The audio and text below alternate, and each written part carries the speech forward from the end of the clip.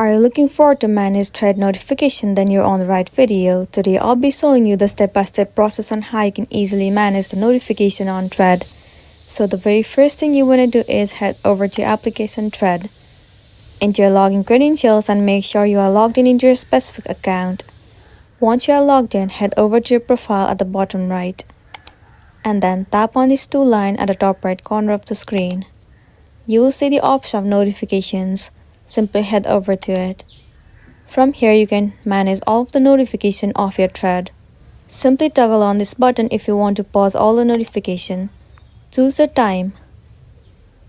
You can also manage email notification, so click on it. From here, you can turn on the notification or off.